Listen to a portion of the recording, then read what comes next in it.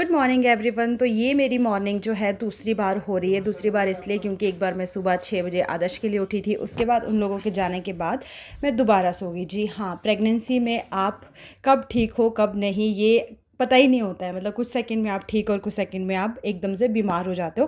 बीमार भी नहीं बोलूँगी, वैसे कुछ इतनी बड़ी दिक्कत नहीं थी, बट मुझे अजीब सा फील हो रहा था। तो उनके जाने के बाद मैंने फिर से रेस्ट किया, ब्रेकफास्ट करके मैं सो गई थी और उसके बाद मैं उठी हूँ 10:15 बजे। उठने के बाद मुझे कुछ स्नैक्स लेना था क्योंकि दवाई लेनी थी, तो फिर मैं बना रही हूँ पोहा। पोहे के लिए मेरे पास जो है मूंगफली नहीं थी, बट ये कच्ची मूंगफली जो है ना घर की लाई हुई हमें किसी ने दी थी, तो वही मैंने थोड़ी सी अपने पोहे के लिए छील ली क्योंकि पोहा हेल्दी भी है और स्नैक्स के लिए बढ़िया भी है और साथ में मेरी दवाई के लिए ठीक भी और मुझे टेस्टी भी लगता है। तो जी हाँ, प्रेगनेंसी में थोड़ा-सा ये रहता है कि कभी तो मैं एकदम इतनी एक्टिव रहती हूँ कि सुबह से शाम तक मस्त, मतलब बिल्कुल भी थकावट क्या होती है मुझे पता ही नहीं होता है। लेकिन कभी-कभी ना मैं बहुत ज़्यादा टायर्ड फ़ील यानी थकावट सी मुझे हो जाती है। तो आज वही दिन था। उसके बाद मैंने अपना पोहा निकाला और उसके साथ थोड़े से चिप्स लिए क्योंकि मुझे थोड़ा स्पाइसी और अच्छा-सा खाने का मन कर रहा था। साथ ही मैंने बनाया था नींबू पानी जो कि मुझे दवाई लेने के लिए चाहिए था। तो वैसे मैं चाय के साथ ज़्यादा खाती हूँ पोहा, बट आज इस टाइम पे मुझे नींबू पानी की ही ज़रूरत थी, तो उस वजह से। उसके बाद यहाँ पे मैं अपना पोहा एंजॉय करती हूँ और साथ में दवाई लेती हूँ क्योंकि अभी थोड़ा-सा मुझे ठीक लग रहा था। मतलब सुबह से ही ना मेरे को सोने-सोने का मन कर रहा था। पता नहीं अब कभी-कभी हो जाता है। ऐसे तो मैं इतनी परवाह नहीं मारती, बट हाँ, कभी-कभी थोड़ा ज़्यादा लगता है तो मैं लेट जाती हूँ, रेस्ट कर लेती हूँ। उसके बाद चलिए तैयार होते हैं आपके साथ। यहाँ पर मैं स्कूल जाने के लिए रेडी हो रही हूँ 12 बजे। आज के मेरे रूटीन में कुछ ख़ास नहीं था। सुबह मतलब मैंने बड़ी मुश्किल से खाना वग़ैरह बनाया और आदर्श को रेडी किया, भेजा क्योंकि मेरा आज सुबह से ही मूड ख़राब था जैसे कि मैंने बता दिया, तो उस टाइम मैंने कोई व्लॉग शूट नहीं किया। तो यहाँ पे मैं सनस्क्रीन लगा रही हूँ।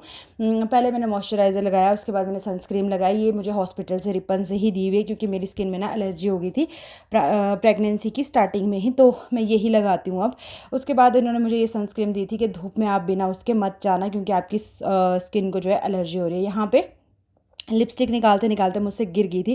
बीच में मुझे कॉल आ गई थी, तो मैं ना आपके साथ मेकअप शेयर कर रही हूँ कि मैं प्रेगनेंसी में कितना मेकअप करती हूँ, मतलब क्या क्या लगाती हूँ। तो बस मैंने 2 क्रीम वो लगाई। उसके बाद मैंने आईब्रो वो थोड़ा सा काजल से ब्लैक किया। मेरी आईब्रो पेंसिल नहीं मिल रही थी, वो इसलिए क्योंकि मेरी आईब्रो नहीं बनी हुई है आजकल। उसके बाद अपने बालों को सुलझा लिया, जो कि मैं कभी ही करती हूँ, हमेशा मैं अपने बाल नहीं बनाती हूँ।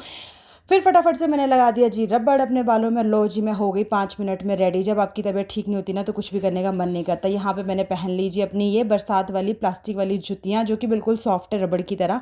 उसके बाद मैं यहाँ से निकल जाती हूँ ऊपर की तरफ, यहीं से जा रही हूँ आज। वैसे मैं बाहर वाली साइड से जाती हूँ। तो गाइस मैं पहुँच गई हूँ आदर्श को लेने स्कूल के पास। घर से मुझे कॉल आ गई थी तो इसलिए फिर मैं कॉल पे बात करते करते यहाँ पहुँच गई।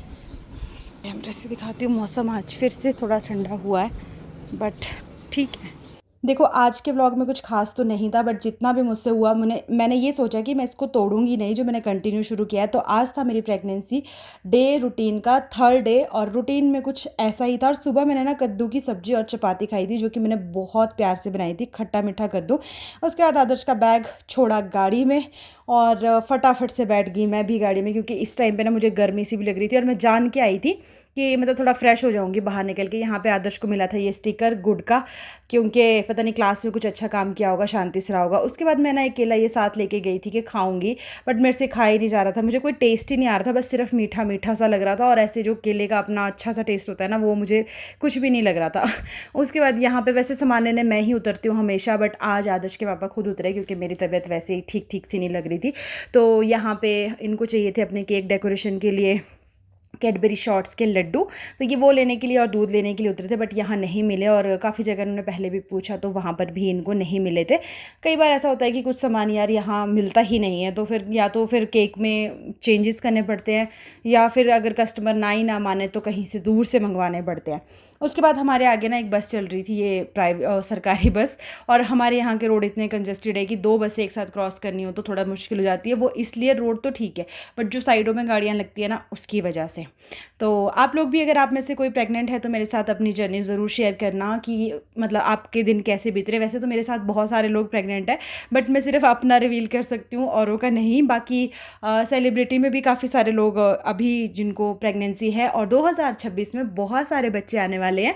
तो सभी के लिए ब्लेसिंग ज़रूर दीजिएगा। उसके बाद एक स्कूटी हमारे आगे जा रही थी जिससे इतना गंदा पॉल्यूशन निकल रहा था कि अंदर आया और मुझे वॉमिट हो गई। उसके बाद घर पहुँचते आदर्श यहाँ पे सीधा पहुँच जाता है आशीष के पास। आशीष बैठा है धूप में, फ़ोन चला रहा था शायद अंदर, तो सीधा इसके पास पहुँच जाता है। और इसके बाद आके हमने लंच किया, रेस्ट किया और उससे आगे मैंने कुछ भी शूट नहीं किया। आई होप कि आप मुझे सपोर्ट करेंगे।